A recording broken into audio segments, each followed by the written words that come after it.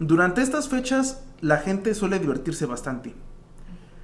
Es bastante curioso, puesto que realmente no es que nosotros salgamos buscando desesperadamente o deseando desesperadamente que nos asusten o algo parecido. Pero en estas fechas es complicado, es algo que deseamos. Ya sea porque nos gusta saber que esas cosas no van a pasar o nos gusta tener esa experimentación de que algún momento podrían pasar esas cosas y tener una idea de qué podríamos hacer en ese momento.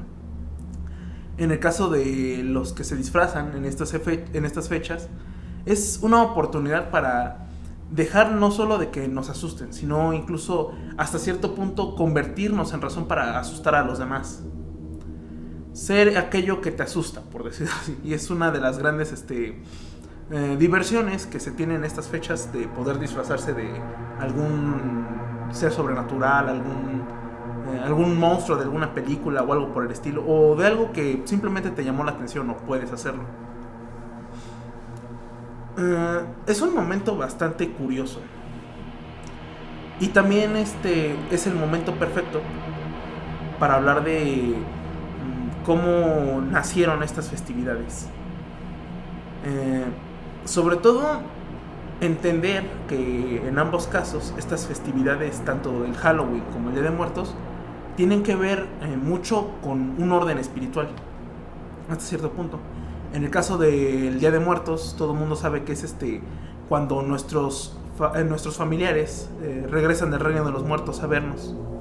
Y en el caso del Halloween, es cuando hasta cierto punto la época de cosechas ha terminado, y según se cuenta, espíritus o seres de otras dimensiones que han quedado en otras épocas pasadas regresan a buscar sus pedidos hasta cierto punto, o dulces incluso.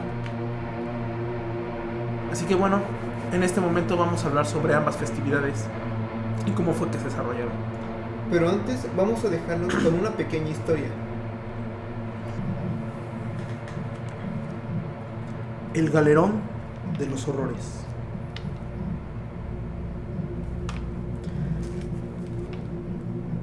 Aquella tarde de verano, Luisito y su hermanita Karen decidieron jugar en la plaza. Durante mucho tiempo habían estado jugando en las avenidas más pobres del lugar. Esta historia se desenvuelve en Hidalgo, en uno de esos pueblos donde antes se dedicaban a la minería.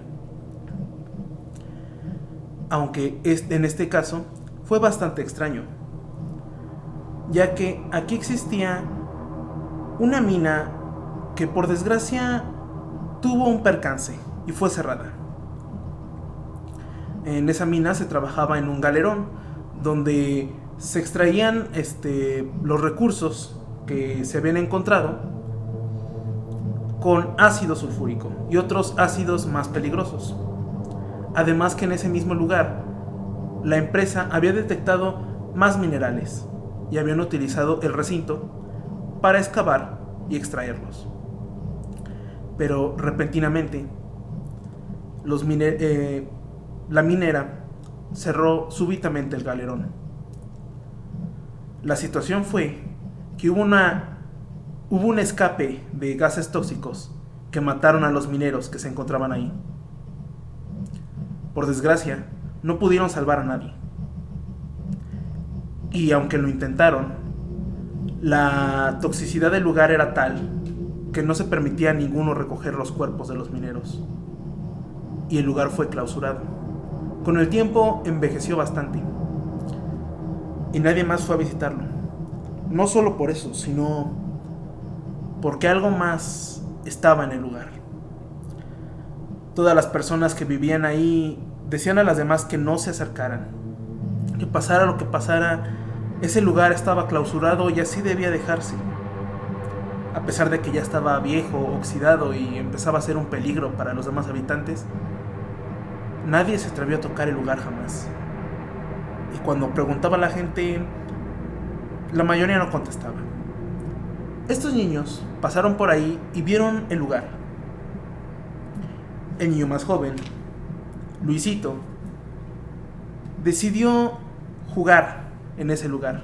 Al ver una estructura tan grande, abandonada y sola, llena de un montón de maquinaria pesada y varias herramientas que le permitiesen jugar, el jovencito lo vio como el lugar perfecto para jugar y decidió llamar a su hermana para que lo acompañara.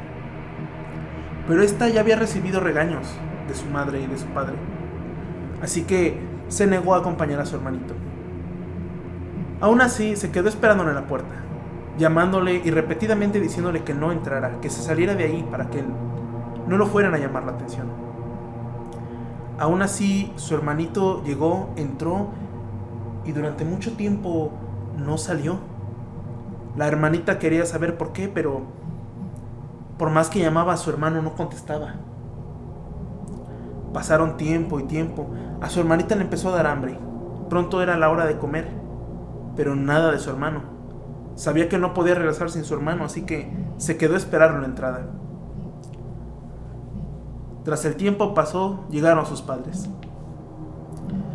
Sus padres le preguntaron a la hermanita, quien se encontraba a la entrada del abandonado lugar, qué hacía ahí y dónde estaba su hermano. Ella, al explicarles todo, le prometió que no los iba a regañar, siempre y cuando buscaran la manera de hacer que su hermano regresara. Le gritaron desde las afueras a su hermano que saliera, que no lo iban a regañar, pero no hubo contestación. Le dijeron rápido al padre que fuera él a buscar al hijo, y el padre, asustado, dijo: yo ya una vez entré y desde entonces no he olvidado lo que vi. Por favor, no me hagan regresar. Pero entonces su esposa contestó: pero es tu hijo el que está dentro y no sabemos qué pudo haberle pasado. Asustado, tomó un crucifijo y dijo: espero que con esto pueda salir bien. El padre se metió y, igual que su hermano, tras mucho tiempo no salió. Pasaron horas y horas y de ellos nada.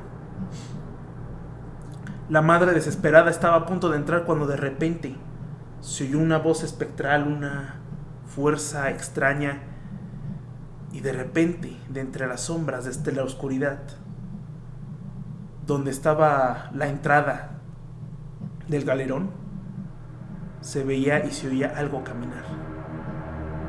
La mujer se asustó y dijo: no puede ser, vámonos de aquí. Agarró a su hermana y se retiraron. Dice su hermana que lo que vio fue un muerto. No se sabe muy bien qué ocurre en ese lugar, pero hay muchas teorías. La más aterradora es de que realmente nunca fue un accidente de ácido. La mina había excavado muy profundo, tan profundo que llegó a tocar las mismas entrañas del infierno. Por eso fue cerrada, porque ninguno de los mineros murió. Siguen ahí, buscando venganza. Muy bien, ¿cómo es que nacen estas festividades? Curiosamente, primero yo creo que deberemos hablar principalmente, primero del Halloween, por decirlo. Después hablaré más del Día de Muertos y también sobre cómo festejaban la muerte los pueblos originarios de México y por qué esto a la larga termina fusionándose y convirtiéndose en la celebración mexicana del Día de Muertos. Que curiosamente tiene mucho que ver también con Halloween. Así que empecemos con esto. Como dije en la introducción, o me refería, según en estas fechas, que era cuando previamente terminaban las épocas de lluvia, las épocas de sol, estaba por iniciar el invierno y las cosechas ya no se iban a dar. La gente estaba empezando a vivir de lo que se cosechó en las épocas de primavera y verano. Y bueno, el otoño se consideraba una especie de transición hacia otro como nuevo mundo. Era complicado de explicar. Según ellos, según los celtas, había una especie de periodo de regeneración en todo esto. Por así decirlo, nuestro mundo moría.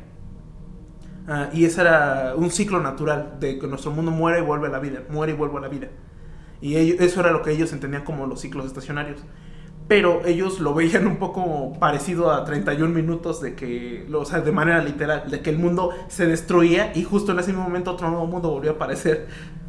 Y sí, cómico un poco, pero también ellos decían que justo en estas fechas, que era el fin de los buenos tiempos, por decirlo de alguna manera, a veces todo lo que habíamos traído del pasado, entre esos las personas que se habían muerto durante este año, hasta cierto punto podían volver a llegar, debido a que debido a que nuestro mundo se estaba como por así decirlo destruyéndose, permitía que otros mundos lograran entrar aquí, también el mundo de los fallecidos o el mundo de los espíritus. Ellos tenían la idea de que justo en estos periodos el mundo de los espíritus llegaban los seres de los espíritus y nos buscaban a todos los que pudiesen ver. Entre ellos buscaban casas para tocarles con el propósito de pedirles una ofrenda. Si una persona se negaba a darle ofrenda a estos espíritus, ellos tomarían represalias contra los familiares de la casa o contra la casa. Así que tenías en estas fechas, para decirlo, para evitar malas suertes o malas fortunas, si alguien llegaba a pedirte cualquier tipo de cosa, principalmente dulces o alimentos o algo referentemente a como una especie de tributo, tú tenías que dárselos para evitar malas suertes o malas represalias. En el caso, obviamente, de que por casualidad resultara esto ser un espíritus. Y lo curioso que decían estos celtas, fue que no solamente los espíritus hacían esto, sino que los espíritus también eran muy tontos, por así decirlo. Les costaba bastante trabajo distinguir entre otro espíritu y algo que fingía ser solamente este espíritu. Y las personas que tenían que salir durante estas fechas, para poder evitar ser atacados por estos espíritus, podían aprovecharse de esta ingenuidad de los espíritus y disfrazarse a ellos mismos de algún tipo de espíritu, sin importar que fuese fantasmas, vampiros o cosas que no tengan, incluso cosas que no tuviesen que ver realmente con un espíritu, simplemente con el hecho de que ellos mismos se llamaran a sí mismos como algo no humano, algo espiritual, por decirlo. Y para los espíritus eso era suficiente y te creían.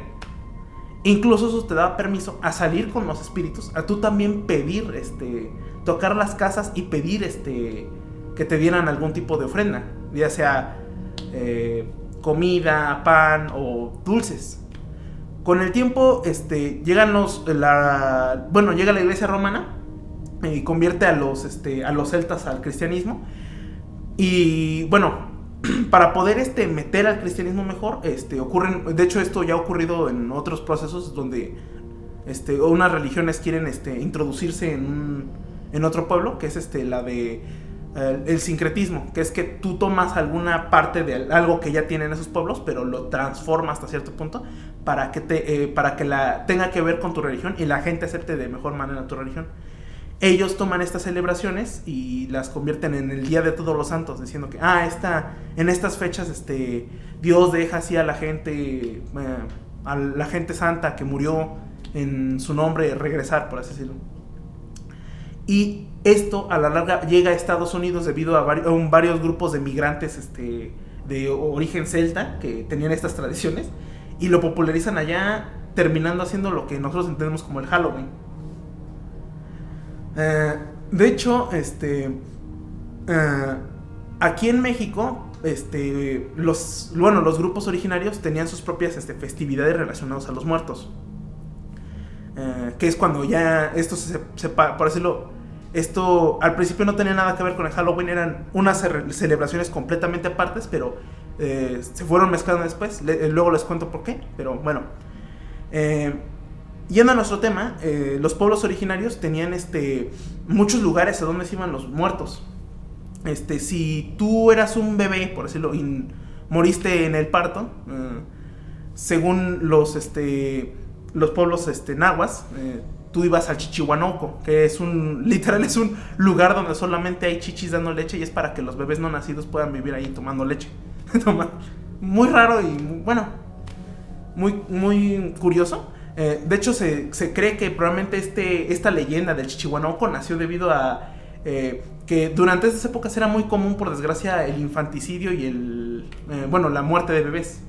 Así que, como por decirlo, para que los padres no se sintieran tan mal de que su hijo, pues al final no pudo experimentar lo que era la vida, les daban como esta fantasía de este mundo, este cielo especial para los niños, para que los bebés no nacidos fueran felices, por así decirlo. Bueno, los que morían por agua iban al Tlalocan, que es como una especie de reino para ricos. Y solamente puedes decir si Tlaloc, el dios de la lluvia y de las aguas, te escogía. ¿Y cómo sabes que te escogía? Literalmente, o te ahogabas, o te morías en una tormenta, o no importa que te morías, el chiste es que te murieses de cualquier causa relacionado con el agua. Esto te lleva al Tlalocan, que era una tierra increíblemente frondosa y fuerte debido a las propiedades mágicas que tenía la lluvia y el dios Tlaloc, haciendo que, si tú te ibas a Tlalocan, por así decirlo, ibas a morir rico. Y también estaban los que morían en batalla regularmente, que eran o mujeres que murieron en el parto, que se consideraba que eran guerreras que habían muerto dando a luz, y su ofrenda, porque tenías, para poder entrar a este mundo de batalla, tenías que haber traído una especie de prisionero de una batalla. En este caso se consideraba que su hijo era el prisionero, así que eran consideradas guerreras las mujeres que morían en el parto. Y obviamente también los propios guerreros que hacían esto participaban en batallas y traían un prisionero y morían en la batalla. Bueno, estos guerreros, Tonatiuh los protegía, Huitzilopochtli los protegía y se los daba a Tonatiuh, el dios del sol, para que ellos vigilaran el amanecer y el atardecer todo el tiempo. De hecho es curioso, en la mañana eran transformados los hombres guerreros en colibrís para proteger el sol cuando salía cuando amanecía hasta que llegaba al punto más alto. Y luego después los colibrís descansaban. Y luego le tocaba a las mujeres muertas en partos convertidas en colibrí cuidar al sol de regreso, desde que está en la punta del sol hasta que se acuesta y se vuelve de noche. Y prácticamente eran los cielos como los más deseados, pero por desgracia la mayoría de gente no iba para allá. Como pudieron ver, esos como cielos eran para gente específica. La mayoría de la gente simplemente iba al Mictlán. El Mictlán es un lugar donde, como tu alma no tiene, por así decirlo, como no tuvo utilidad, solamente la vuelven a resucitar, por así decirlo. Pero todo el proceso de resucitamiento era bastante complicado. Tenías que lograr que los dioses del Mictlán, Mictlantecutli y Mictahuacihuatl, te devorasen, te devorasen tu cuerpo y desaparecieras, para que pudieras ser uno con el universo y volver a reencarnar, por así decirlo. Para eso tenías que hacer toda una travesía, una odisea, que no podía durar menos de 4 años, porque si no tu alma iba a desaparecer. Así que tenías 4 años para viajar al Mictlán. Y vaya que era de hecho muchos le escriben que es como un videojuego. Tenías que cruzar un río a través de de hecho por eso querían mucho a los perros, sobre todo los perros pelones que estaban ahí. Estos perros, según dependiendo de su coloración, entre más blancos, más negros fueran, se supone que tenían que, si tú fuiste buenos con ellos en vida, si tú quisiste mucho a tu perro mascota, él te iba a ayudar a cruzar el río y te iba a guiar por todo el Mictlán. Si cumplían esto varias veces, lentamente iban perdiendo su coloración negra y se estaban como blanqueando, ya que supuestamente era como una especie de maldición de estos perritos que tenían que cruzar a la gente al Mictlán. Y cada vez que lograban cruzar a alguien, lentamente se estaban como curando de su maldición, así que estaban blanqueando a sí mismos. Por eso un perro blanco no te iba a poder llevar al Mictlán, y por eso casi nadie quería los perros blancos, porque esos perros por decirlo, ya se lavaron, ya no tienen ninguna deuda que pagar. Pero bueno, estos perros te cruzaban el río y aparte te guiaban por todo el Mictlán, y había muchos niveles. Había una zona donde 2 montañas se pegaban entre ellas y si no cruzabas lo suficientemente rápido te podían aplastar. Había una zona donde había nieve y cuchillos, y la nieve era tan filosa que te rasgaba la piel. Había otra zona de un jaguar te arrancaba el corazón.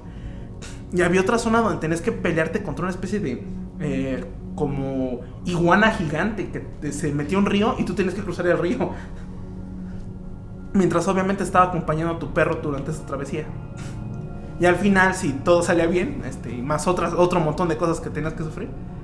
Por ejemplo, a muchos les llama mucho la atención eso, que hay una zona donde, según todas las armas o todas las balas, las flechas o las cosas que se lanzaron, las armas que se lanzaron, cuyas balas se habían perdido, estaban ahí. Y de hecho es preocupante porque en este México lleno de narcotráfico y con las nuevas armas que tenemos en nuestra tecnología, significaría en nuestros tiempos que ese mundo está lleno de balas perdidas y puede darte una en cualquier momento.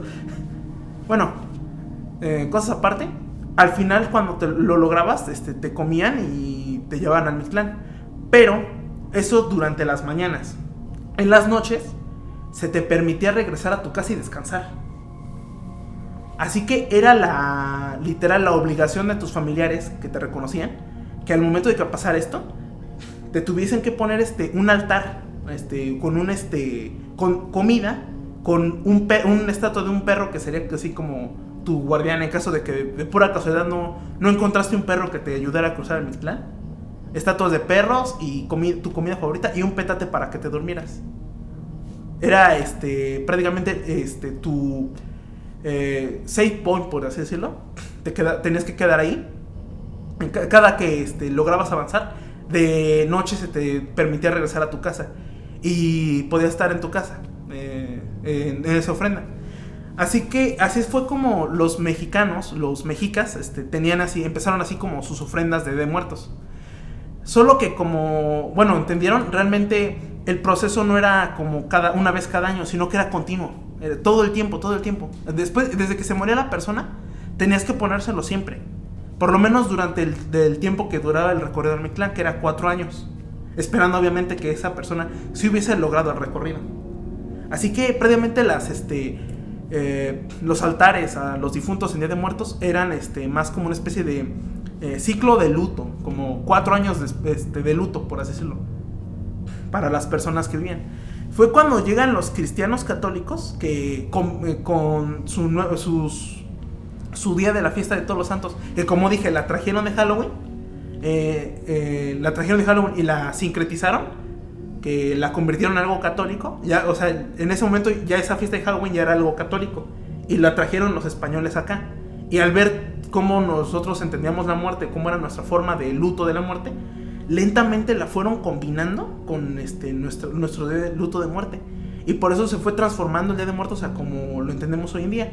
Por ejemplo, el Día de Muertos, como expliqué, el Día de Muertos es debería ser, en realidad, no debería ser un día, sino más bien debería ser todo momento durante 4 años después de la muerte del fallecido. Pero en este proceso, al combinarlo con el Halloween, por así decirlo, se convirtió en una celebración que se hace siempre y una vez cada año.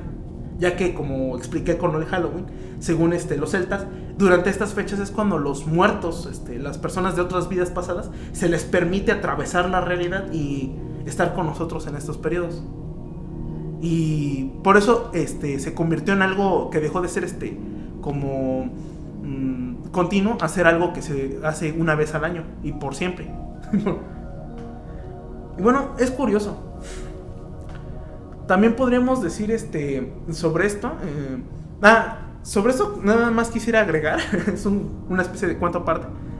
Porque muchos no saben la historia de las calabazas, de por qué en Halloween hay tantas calabazas con caritas. Esto se debe a una historia. Me llamó mucho la atención, así que decidí contarla. De un bandido que se llama bueno, es una historia de un bandido que se llama Jack. Jack era famoso por ser borracho y por ser bastante inteligente. Era una persona que siempre salía a ganar y siempre estafaba a todo el mundo. Todo el mundo lo odiaba por eso, de hecho. Y él en un momento hizo un trato con el diablo para tener mucho dinero.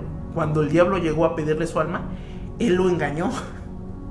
Y de hecho en la larga de la historia lo engaña como 3 veces. En una le pide que le haga un último favor, que se convierta en moneda para poder pagar con esa moneda su cerveza. El diablo se convierte en moneda, pero una vez convertido en moneda, ya que lo encierra y lo mete en su bolsa junto con un crucifijo para que no pueda escapar. En otra, el diablo le pide al diablo que por favor le ayude a recoger una manzana en un manzano. Y Jack lo encierra con varios crucifijos para que no pueda bajar del manzano. con esos trucos le hace una última propuesta. Mira, yo quiero que no toques mi alma. No importa qué pase, mi alma no te puede pertenecer. Solo así te puedo dejar en paz. Así que el diablo aceptó y Jack O'Lantern se volvió una persona que no puede irse al infierno. Pero siguió siendo una persona bastante grosera, que engañaba a todo el mundo, mentiroso y así, y borracho. Así que cuando se murió, cuando quiso llegar al cielo, no lo dejaron, porque su forma de ser cruel, no le permitía la entrada al cielo. Así que tuvo que ir al infierno. Pero en el infierno el diablo ahora se vengó y le dijo, ¿sabes qué? El trato era que yo no puedo tener tu alma, así que si no puedes descansar en el cielo, tampoco tienes descanso en el infierno. Y lo dejó ahí. Al final el diablo un poco se apiada de él y le avienta unas brasas infernales, las cuales no se pueden apagar nunca. Como no tiene dónde ponerse, Jack, que encuentra un nabo, un vegetal, en muchas historias un nabo, en otras una calabaza, que de eso ahí viene, y una calabaza que unos niños le habían pintado una carita. Así que él simplemente saca la calabaza y mete la fogata ahí como si fuera su farol. Y se va por ahí. La idea es que ese farol es el de Jack O'Lantern. Y mientras tú tengas ese farol, es un mensaje para el diablo y todas las fuerzas del mal, de que según el trato, ellos no pueden tener tu alma. Y bueno, eso sería todo lo que sé sobre el Día de Muertos y el Halloween, sobre estas festividades en general. Ok, entonces, de todo lo que entendí, básicamente es que hubo una especie como tú mencionaste, sincretismo, es decir, una especie de combinación entre costumbres de dos o más culturas, que viene siendo de la festividad original, que viene siendo el All Hallow Tide, que viene siendo la víspera de Todos los Santos, que es el 31, el día de Todos los Santos, el 1 de noviembre, y el 2 de noviembre, que viene siendo el día de los fieles difuntos. Sin embargo, cuando llega básicamente a México, más que nada, ya tenían esa como concepción de cómo se tiene que celebrar a los muertos. Esto debido a las costumbres indígenas de cómo percibían la muerte y cómo tenías que, digamos, tratar a tus muertos después del suceso, ¿no? Y ya con eso, básicamente, el día 1 y 2 de noviembre en México se celebra el conocido como Día de los Muertos. Y yo creo que es algo bastante cool de México, porque, o sea, no solamente se queda con la festividad que viene siendo ya básicamente desde del cristianismo, ¿no? Desde los celtas y todo eso. Básicamente ya como que México esa celebración ya la desarrolló culturalmente bastante como para que sea una celebración, digamos, un poco aparte, reconocida en todo el mundo. O sea, ya es como, por ejemplo, esto como de ver, no sé, las calaveritas, el papel mache picado o todo eso, ya es como muy icónico de la iconografía mexicana. En efecto, esta fusión cultural que desde siempre siento yo que ha caracterizado mucho a México y otros países de Latinoamérica, de donde hasta cierto punto, en lugar de se juntan varias culturas y con el tiempo simplemente se mezclan, gracias al sincretismo, generando una gran riqueza cultural. En este caso de México, el Día de Muertos se ha generado gracias a esta combinación de muchas ideas, por decirlo, haciendo que sea algo completamente, como dice, a pesar de que podríamos decir que es más o menos la misma celebración que el Halloween, es una que es prácticamente completamente distinta al resto del mundo. Pues sí, eso es básicamente. Bien, ahora pasemos a otra historia. La Escuela de los Espectros. Durante las primeras partes de la colonización del Estado de México, en el municipio de Atizapán, se empezaron a formar las primeras escuelas secundarias de la región. La gente estaba empezando a llegar, agradecidos de por fin tener un lugar donde vivir, a pesar de que estuviese alejados de los trabajos de Ciudad de México. La urbanización estaba empezando a alcanzar estos lugares. Y, como siempre es ocurrido, pasan historias de este tipo. En este caso quizás nos encontremos con una de las primeras historias de este tipo. Como alguna vez te han contado, probablemente, habrán dicho que en tu escuela antes había un cementerio. Pero en este caso, puede ser que esta sea la primera historia de una escuela que resulta ser un cementerio. Cuando construyeron esta escuela en el municipio de Tizapán, decidieron tomar un terreno poco elevado. Había un buen territorio para construir la escuela, pero también había un problema. La gente que vivía desde antes de ahí no estaba de acuerdo, debido a que mucho antes varias personas, varios ancestros habían estado habitando el lugar, y no se sabe si en algún momento algunos pudieron haber tomado esos terrenos para hacer un pequeño cementerio, ya que durante mucho tiempo a México lo azotaron varias plagas de infanticidios y de enfermedades, con lo que se hacían pequeños cementerios provisionales, y era el temor de la comunidad de la zona que ese lugar quizás antes había sido utilizado como un cementerio. Aún así, debido a que realmente no había ningún registro de que la zona le perteneciera a alguien o de que hubiese habido algo ahí, el municipio decidió construir la escuela secundaria ahí. Durante la construcción empezaron a haber bastantes problemas. Decían los guardias y los jefes de construcción que de repente la gente les movía, o alguien les movía las herramientas. Algunos los molestaban o les escondían las cosas. Más adelante se corrió la leyenda que durante la construcción, en algún momento que estaban cavando zanjas y zonas para poder poner los edificios que constituían a la escuela, se encontraron ataúdes, restos humanos y algunas veces restos de algunas vasijas o cosas pertenecientes a culturas muy antiguas. Claro, esto es solo una leyenda, ya que realmente, no, como dije, no hay registro sobre esto.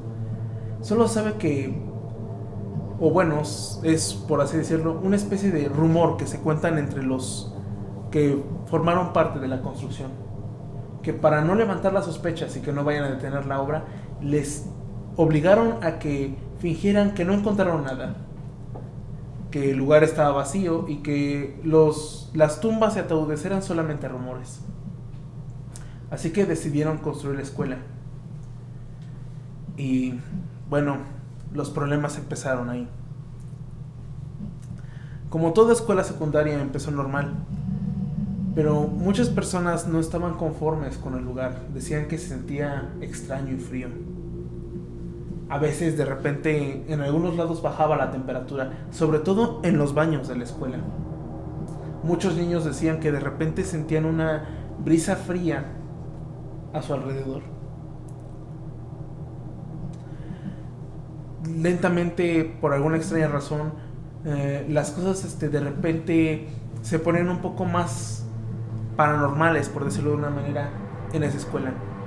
Algunas niñas reportaban que sentían que alguien las molestaba, les jalaban las faldas o les pegaban, y cuando veían no había nadie, o no había nadie a su alrededor que pudiera hacer eso.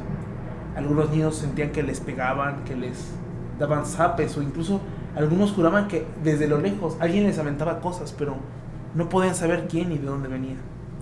Algunos incluso juraban haber escuchado rumores de: lárguense de aquí, este no es su territorio. Se dice, o cuenta la leyenda, que una niña, una recién ingresada, había ya tenido problemas. Regularmente ella vivía en un departamento que estaba cerca de la secundaria, pero su madre decía que de noche veían en la secundaria un niño con harapos y pequeña ropa, casi como si fuera ropa muy antigua. El niño jugaba con un juguete de madera, pero lo hacía en un lugar oscuro y a altas horas de la noche. Las madres se preocupaban, intentaban llamar al niño, pero cuando bajaban de sus departamentos para intentar hablar con el niño, para regresarlo con sus padres, el niño no estaba. Estos casos se reportaron mucho y la niña decía que esto le había pasado más últimamente, junto con muchas amenazas que oía de noche, que decían: aléjate de este lugar, esta no es tu casa.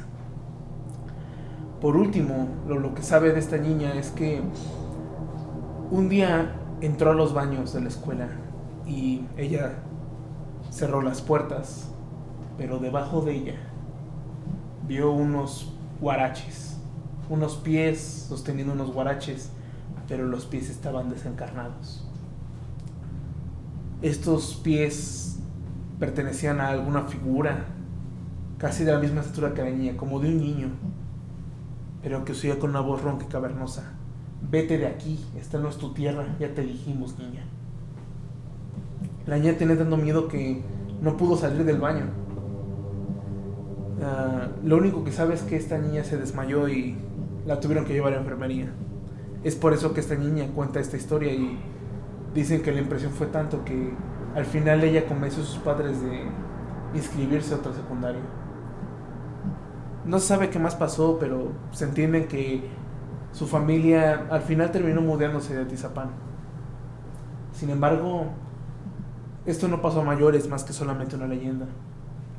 Se dice que esta secundaria todavía sigue en Atizapán, y que más alrededor del Estado de México y de otras partes de la ciudad tienen el mismo problema. Y bueno, podemos concluir que esta es la historia, que no es esa típica historia de que tu secundaria antes era un cementerio. Ok, ahora vamos a reaccionar a una compilación de antiguos videos del año 2007 hasta el año 2012. Eso quiere decir que son de los videos clásicos que se viralizaron en internet en los primeros años de YouTube. Esta es una compilación subida por el canal Too Spooky, así que vamos a reaccionar a los videos. Yo la verdad tengo muchos buenos recuerdos de este tipo de videos. Cuando recién estaba metiéndome al mundo del internet, era de lo que más veía, videos de fantasmas. Y me parecían bastante curiosos, porque bueno, yo en ese momento creía que todos eran reales y me llamaban bastante la atención.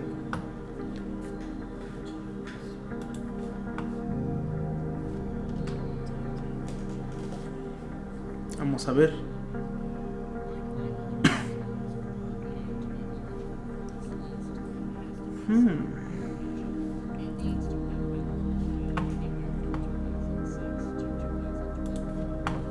El primer video se llama Elevator Ghost.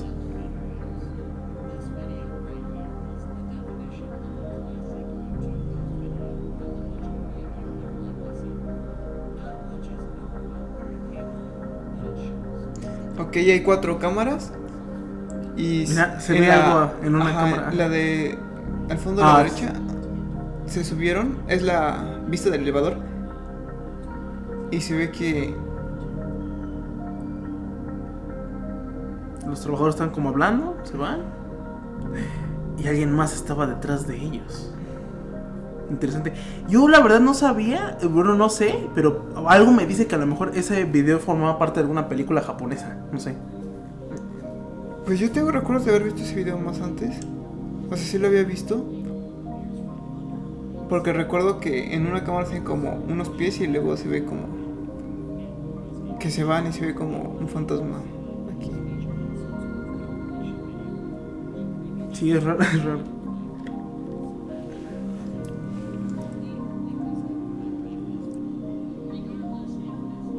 Sí, se me hace muy trabajado a mí. Yo sí creo que ha de formar parte de alguna escena de una otra película de terror o así.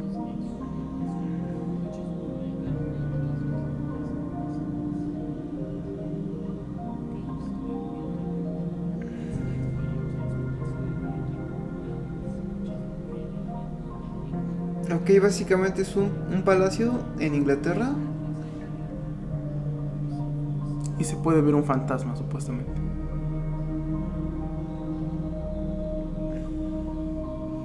Pues se ve alguien vestido como con túnicas, ¿no? Sí, como con una vestimenta de otra época, digamos.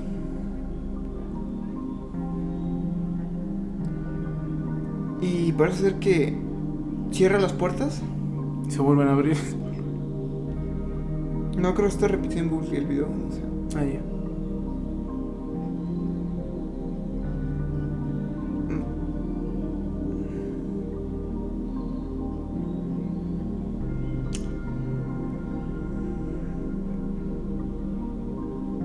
Más bien dice como fantasma abre las puertas, ¿no?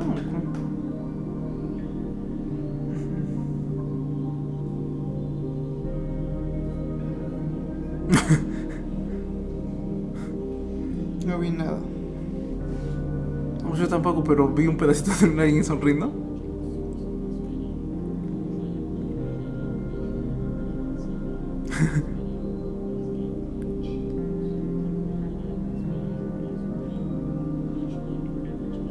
No es lo que pasa cuando se meten a tu casa y tú quieres asustarlo. Sí se ve como una cara, Ajá. como una cara muy tétrica, ¿no?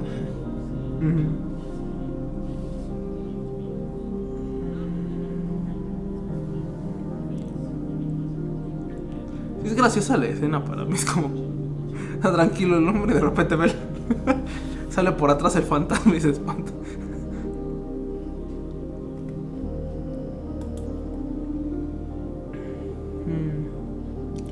¿Se habrá grabado eso en Estados Unidos o en Inglaterra? Sí, ahí se escucha la psicofonía.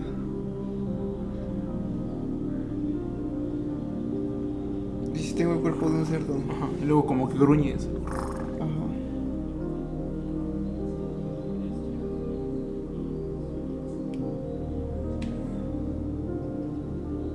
Dice que nadie escuchó el sonido.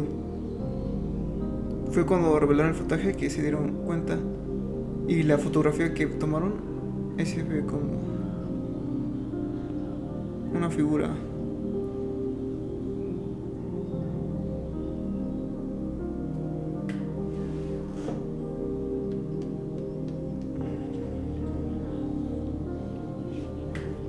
Sí, a mí me llama mucho la atención esa historia. Es como, o sea, me gusta cómo está hecha.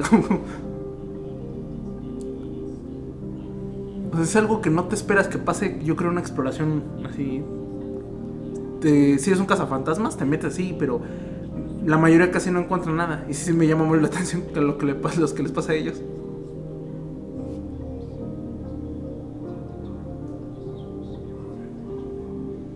Pues colocaron ahí una cámara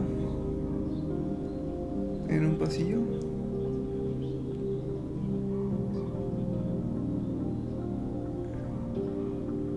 Y se escuchó. No, se vio. Sí, se ve como una silueta.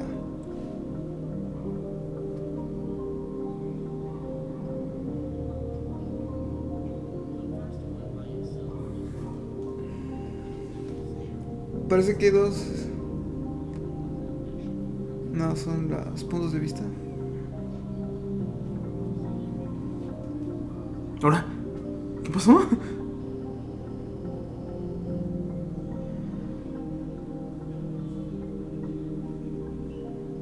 Como que se les levantó algo.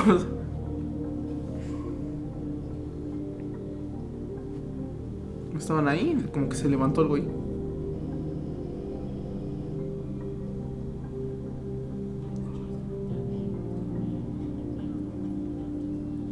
Ah, es que se levantó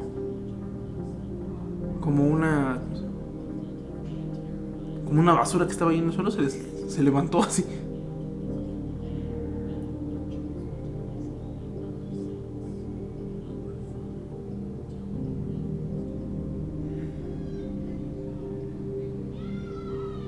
Ahí se vio algo, ¿no? Sí, ese video sí lo recuerdo, es muy viejo, igual de esos videos que se graban como en calidad muy baja. Hasta el audio está como distorsionado, ¿no?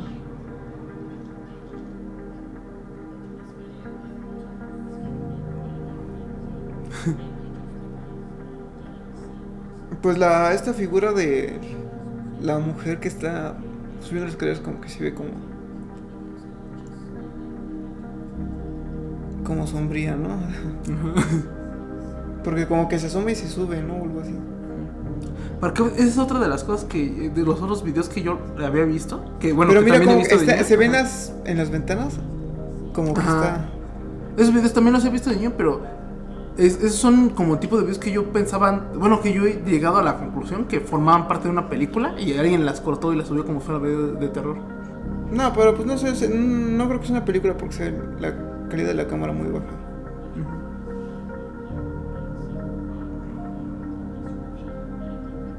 Pues sí, es un video de YouTube, Close up.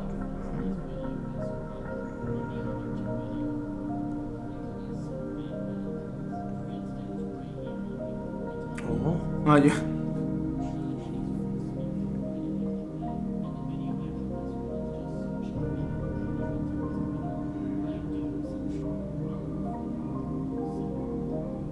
Ahora. Es un fantasma de la guerra civil. De... Pues sí, la guerra de civil es como de finales del siglo XIX, ¿no? Ah, de Estados Unidos. Sí, creo, ¿no? Que están como en una casa grabando. De noche, obviamente. Se escucha... Por un momento pensé que sería una guerra civil de fantasmas o algo.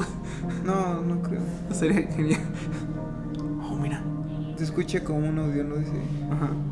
Pray for me, algo así.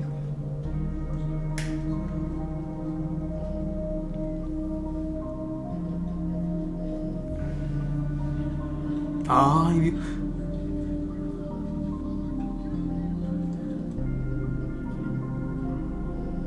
Es un edificio de la guerra civil, un viejo edificio de la guerra civil. Donde se supone que grabaron. Ah, que es como un payaso. Ajá, sí, como que lo estaba buscando, así como que veía cosas y se metió más adentro. Y de repente como que lo estaba esperando en una puerta. Y ya salieron todos corriendo. Pues es raro, ¿no? Como... ¿Qué es eso como? No sé, como topollillo. No sé. ¿Qué es? Como un animal, no sé. Ajá. Como un tipo conejo, no sé. Ajá. Bueno, es que como la caída es muy baja, como que se me figura así raro.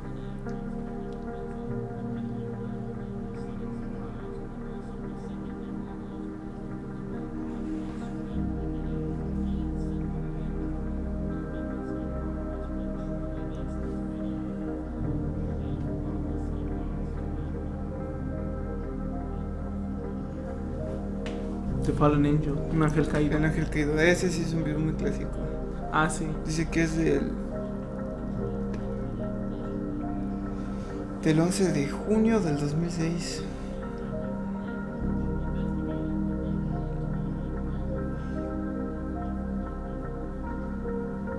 Sí, ese video es casi que es de los clasiquísimos de internet. Está bien chido, pero sí yo había visto ¿cómo se llama? Ahora sí que en otro video desmintiéndolo. Dicen que formaba parte de una campaña para un perfume de ángeles caídos. Así que voltean, ¿no?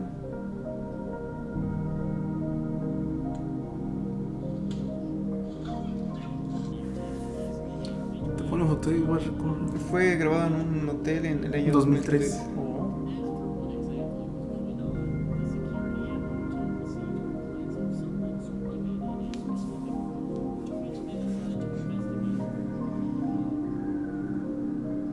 O sea, se van a meter a un cuarto donde... Se escuchan gritos.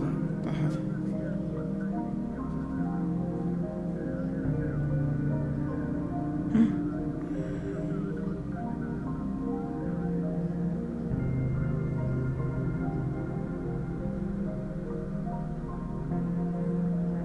Ya se ve como algo saliendo, ¿no? Ajá.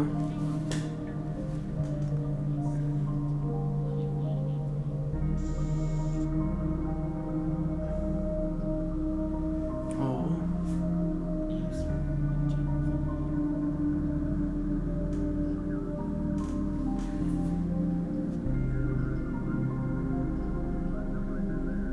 Supone que la bañera estaba prendida, pero no había nadie dentro.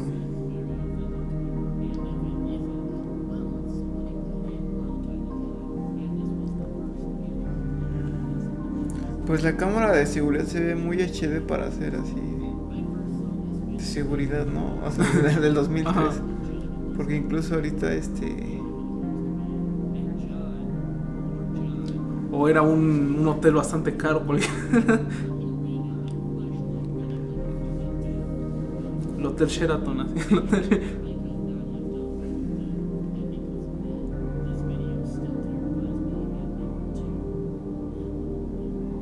A ver, el primer video.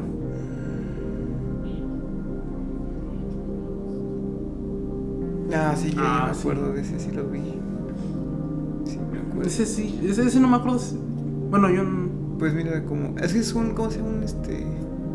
Como un almacén, como diría uno. Ajá. Pero que guardan ahí como...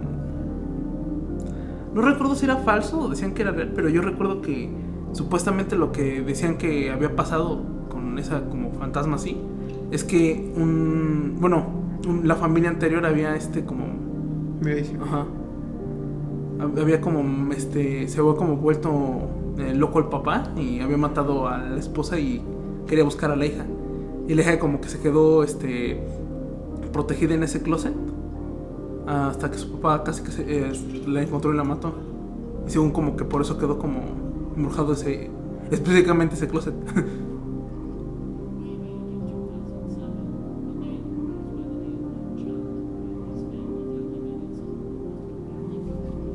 Eso es lo que yo recordaba de esa historia. Pues ese video sí se ve bastante bien hecho, ¿no? Ajá.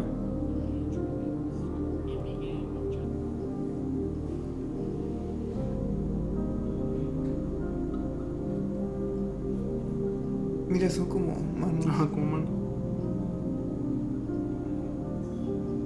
Está chido porque está como del otro lado y se ve el reflejo del vidrio, pero ya cuando abre no está. Sí. Pero ese es como que es un espacio muy muy pequeño, ¿no? Como para No que hay se nada. encuentre.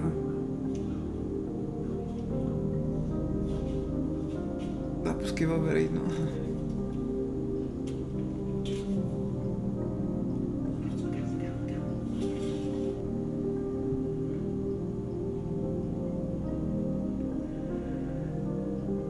Ahí se ve como algo. Ajá, como una figura. Como... Sí, recuerdo ese video. Pero es que entonces son como varios videos. Ajá, es como un lore, por así decirlo. Sí, es como que tiene una historia muy Ajá, elaborada, ¿no? están chidos. O sea, los videos están elaborados Ajá. y la historia también está muy bien. Que es como una piñata. Ajá. Se puso en T-pose y ya. Como de ataque definitivo T-pose.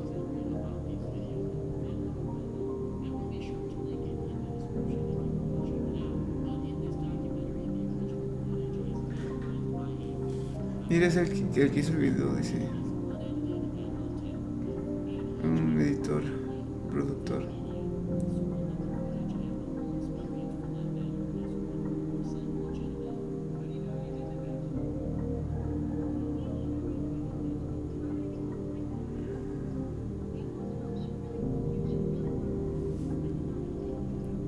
¿Qué es eso? Como un reportaje. Ajá, un reportaje según del video.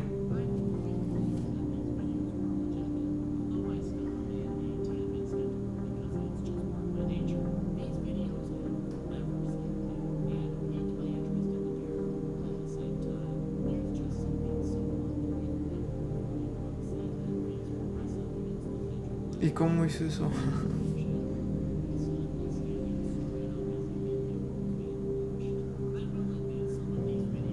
No sé, pero están bien chidos los videos.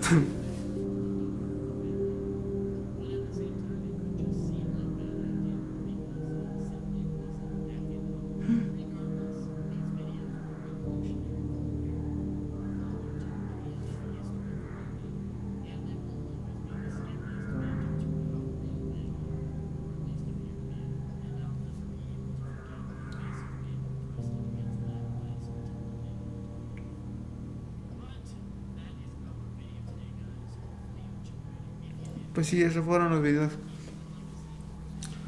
Muy buenos, muy buenos, muy buenos. Me recordaron bastante cosas de cuando recién había internet por acá. Es otro fenómeno paranormal ahí pasando. El hilotero me ha encantado. Ajá. Le encanta con sus deliciosos elotes. Pues sí, esos fueron los videos, Ahora pues pasamos a otra historia. Puerta al más allá. Esta es una especie de historia o rumor que se cuenta, bastante curioso porque se cuenta desde la perspectiva de un oficial. Sin embargo, realmente se cuenta más como una especie de historia fantástica que alguien creó por diversión. Consiste en lo siguiente. Ocurre un caso de feminicidio cerca de la Ciudad de México, en un hotel.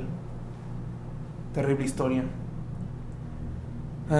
Mandan a llamar a un inspector para ver qué averiguan. Él está harto de toda esta situación de violencia que tiene la Ciudad de México y el país de México en general. Y quisiera poder hacer algo al respecto. Así que decide tomar el caso por las riendas como buen oficial.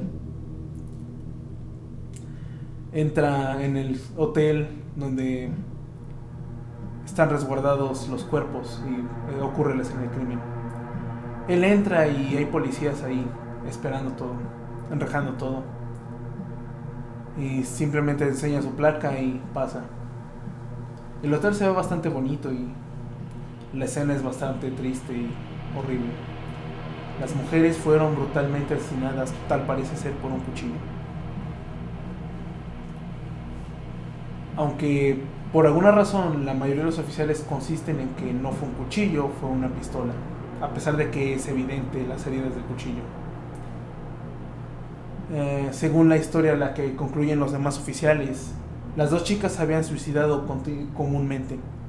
Una le había disparado a la otra y la otra había disparado a la otra, pero es una historia bastante increíble y tonta. Así que el inspector, viendo la evidencia y viendo lo que ha pasado, decide no creer en este término y investigar por él mismo qué había pasado. Con una lámpara se da cuenta de algunas manchas que hay en el piso. Unas no corresponden al tipo de suela que usaban las señoritas, así que sugiere que hubo una tercera persona con ellas en ese lugar. Muy probablemente ya sea mínimo el que ayudó a cometer el acto atroz o el propio que decidió matar a las chicas y poner en la situación para que pareciese un suicidio.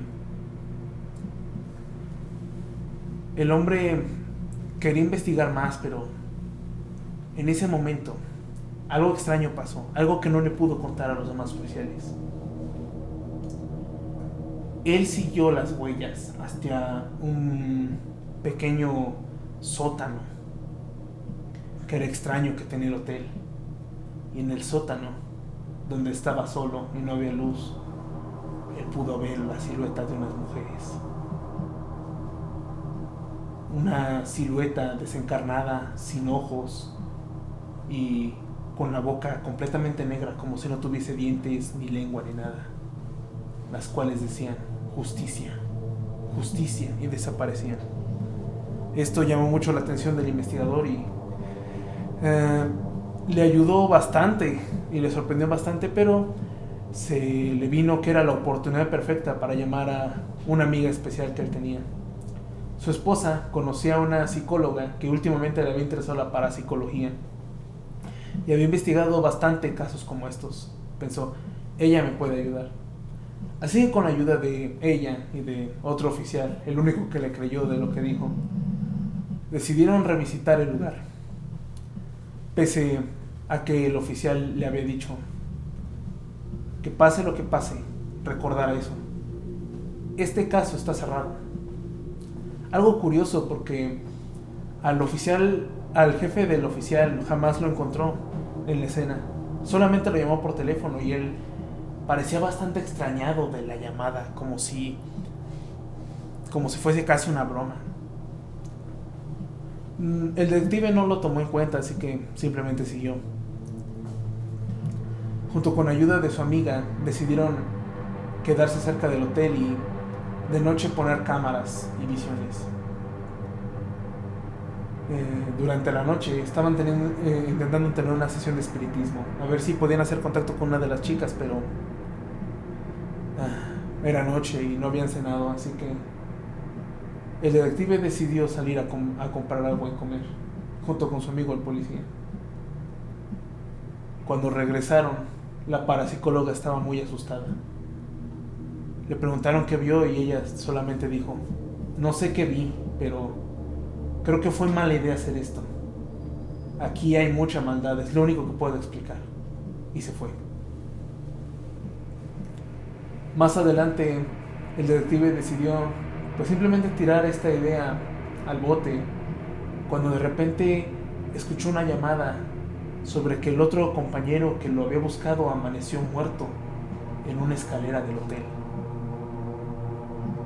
Tras esto, el jefe volvió a marcarle al inspector y le preguntó: ¿sigues en este caso?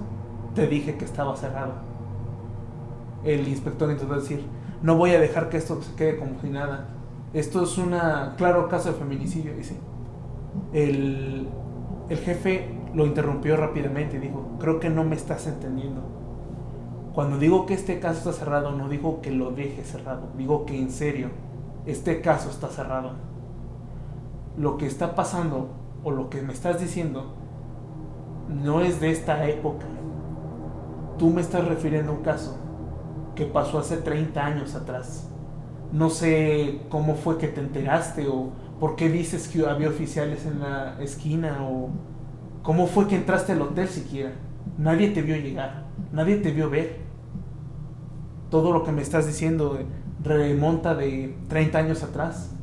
Un caso que no se pudo resolver, pero durante todo ese tiempo que estuvimos investigando el caso pasaron cosas similares. Lo único que te puedo decir es: aléjate de esto. Cuando te digo que este caso está cerrado, lo digo en serio. No pudo ser resolvido y déjalo así. Tras escuchar esto, el inspector no supo ni tuvo idea de cómo fue que él se enteró del caso siquiera. Cómo fue que lo vio tan palpado. Cómo fue que pudo regresar hasta cierto punto atrás en el tiempo para ver a estas chicas, para ver sus cuerpos, ver al fantasma y pasar todo lo que pasó. Fue muy confuso y él simplemente decidió dejarlo así.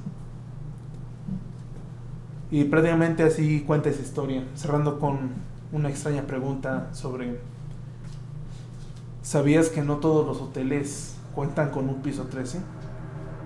¿Por qué crees que será? Ok, ahora en esta sección vamos a dar algunas predicciones de cara al futuro, tanto para el mundo como para ustedes, los espectadores del canal. Lo vamos a hacer mediante un videojuego muy viejo llamado Tabú. Para los que no conozcan, este videojuego tiene fama, o mejor dicho, mala fama, de ser un videojuego que puede ser un poco peligroso si es que crees en cosas como el esoterismo, la adivinación y cosas de esas. Básicamente es una reinterpretación del tarot, pero obviamente pues metido en un cartucho de 8 bits. Muy bien. Primero planeamos hacer algunas cuantas preguntas a nuestro futuro. Lo interesante de este juego es que al principio te pide que pongas tu nombre, algunas fechas de nacimiento, tu sexo, y por último te pregunta qué clase de pregunta deseas hacer en este juego. La pregunta que queremos que el juego nos conteste es: ¿qué eventos relevantes ocurrirán el próximo año? Y abre con una carta. El caballero de bastos. Prácticamente los caballeros representan una figura joven llegando a este momento, y los bastos representan tu visión sobre el futuro, por así decirlo, tus propósitos. Así que esto abrirá llegando con un caballero con grandes propósitos. Luego está la cara de la luna. La luna siempre es como el otro lado de algo, por decirlo de alguna manera. Luego está el rey de espadas. Esta es una figura masculina bastante importante, casi como un padre, pero El que sea de espadas se refiere a la violencia, así que hablará de una fuerza violenta muy importante. Esta es la fuerza, representa principalmente como voluntad, como valentía, por decirlo de una manera, o literal, fuerza. Probablemente hable sobre que este personaje, este violento rey, tendrá una gran fuerza.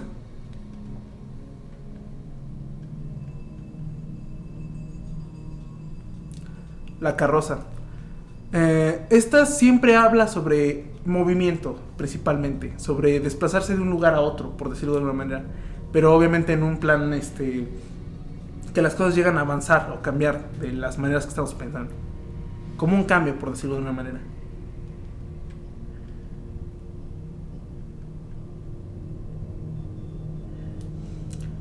Este es el 5 de copas. Cuando las cosas son los números, cuando son impares, representan como desequilibrio hasta cierto punto. Las copas representan a las emociones. Cuando es un 4 representa que todo está equilibrado, pero cuando es un 5 significa que llega algo nuevo que va fuera de este equilibrio. Una nueva emoción, por decirlo de alguna manera. Este es el 6 de espadas. Representa, por así decirlo, también un camino equilibrado, pero también como una especie de camino hacia la violencia, por decirlo de una manera.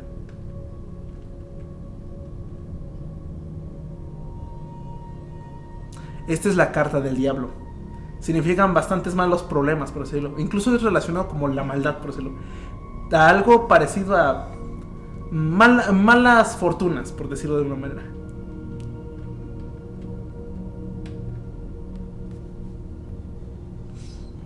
Este es el 10 de copas, es el número máximo que puede salir sobre las emociones y, como dije, está equilibrado.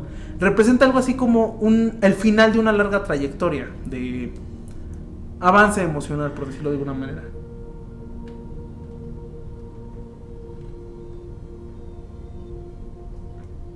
Y este es el 7 de copas.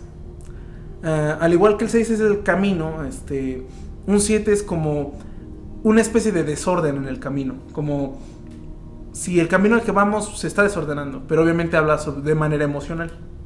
Ahora, la siguiente pregunta que planeamos poner en esta es: ¿qué dirección tomarán los conflictos mundiales en el siguiente año? Y la primera carta que sale es el rey de bastos. Como dije, el rey es una especie como de figura patriarcal, y los bastos se refiere a algo así como objetivos a largo plazo. El rey de espadas. Como dije, es algo así como un patriarca o alguien en la idea masculinamente poderosa, pero se refiere a una especie de ser de violencia, por así decirlo.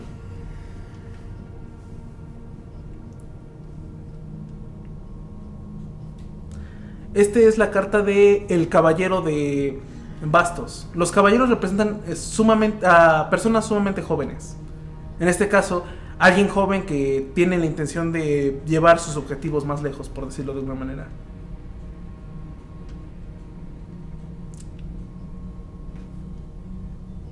Esta es la carta del emperador. Igual que el rey representa algo así como un patriarca, pero es todo lo más masculinamente poderoso, por decirlo de alguna manera. Representa algo así como el control. Este es el 10 de bastos. El 10 de bastos representa como el final de el plan a ejecutar, por así decirlo. Como dije, los bastos siempre son referentes hacia un objetivo o un plan de acción, por así decirlo. Y en este caso, el que sea 10 es como el final del camino, el final de donde por fin se concretan las metas.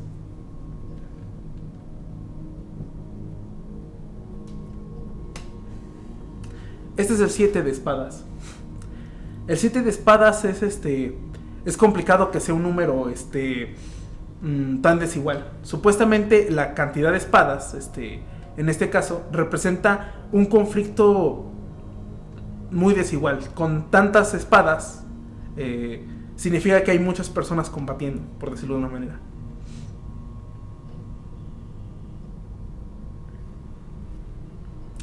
Este es el 6 de copas. Como dije, las copas representan las emociones. Que sea 6 y que sea un número equilibrado es algo bueno. Y que sea 6 se refiere a como un camino por seguir hacia las emociones.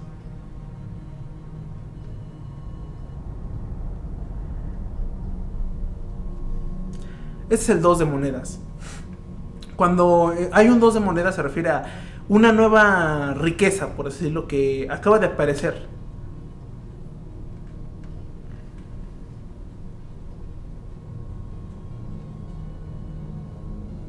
Esta es la carta del sol. La carta del sol es bastante afortunada. Prácticamente nos revela sobre la fortuna.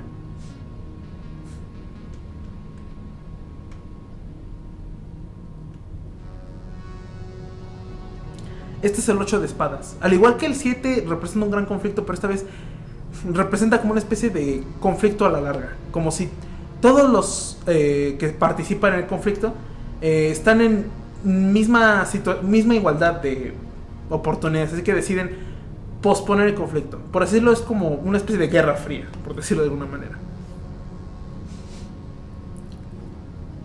El 4 de espadas. En este caso también es algo muy parecido al 8 de espadas, solo que este número es menor, se refiere a que no es como un conflicto, sino más bien como un grupo de personas que se organizan para proteger, por así decirlo.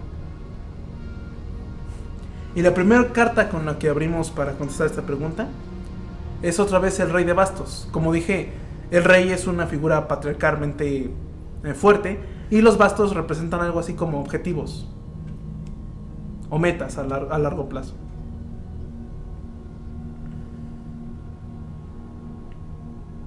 La primera es el 6 de monedas. Como dije, las monedas representan la abundancia económica. Que sea 6 se refiere a que son muchas monedas, suficientes como para que las cosas sean iguales para todos. Este es el príncipe de espadas. Representa a un joven, pero en este caso un joven violento, por así decirlo.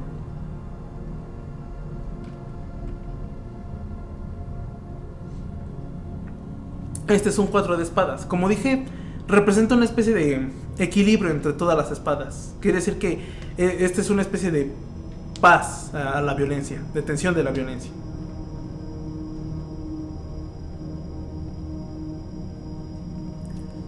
Este es el caballero de bastos. Como dije, representa un joven, una persona un poco inexperta y referente hacia una meta, un objetivo que está planeando.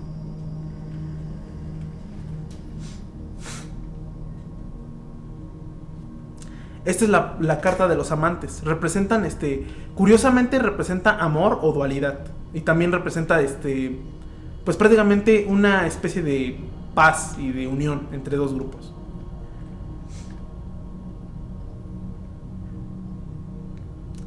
Esta es la carta de el loco o el tonto. Se refiere a alguien ingenuo, alguien que está dispuesto a tomar aventuras, por así decirlo.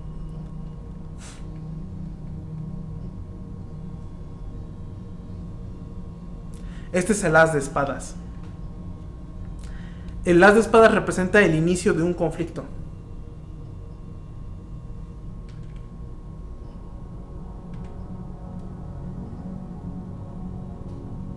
Esta es la rueda de la fortuna. Prácticamente se refiere a cambios o cosas que pueden cambiar repentinamente.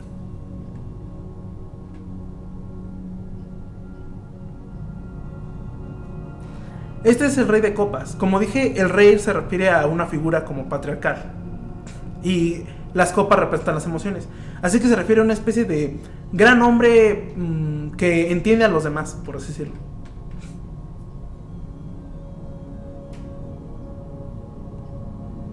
Este es el 4 de bastos.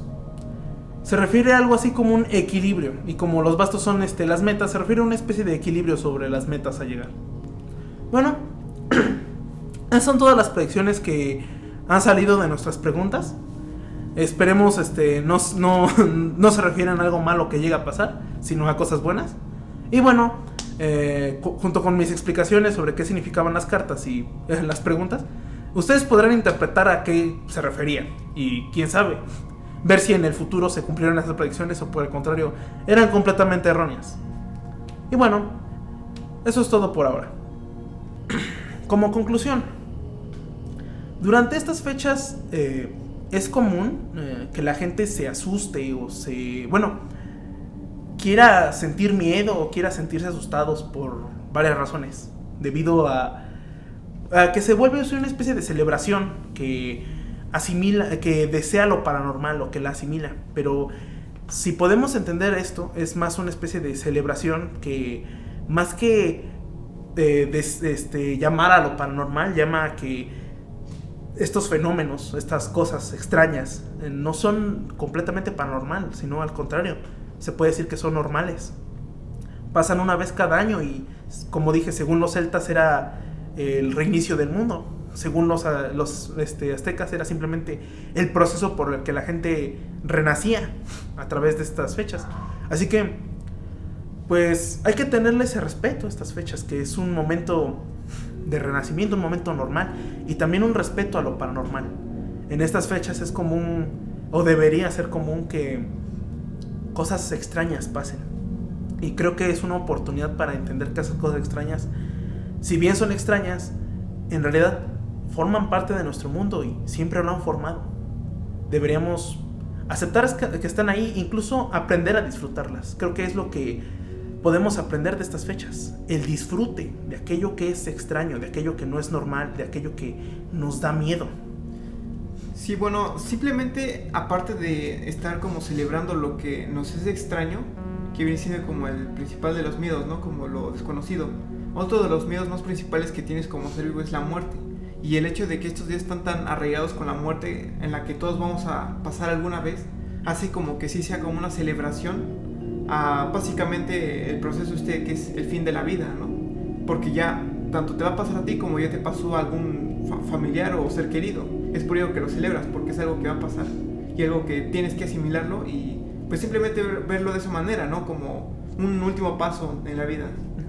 Sí, un proceso que, como ya expliqué, es muy normal, y lo hermoso de esta celebración es eso, que te hace entender eso, que esto es normal y no, si bien es triste, si bien puede ser bastante sentimental. Y ya lo saben, vale la pena no dormir por intentar conocer aquello que desconocemos.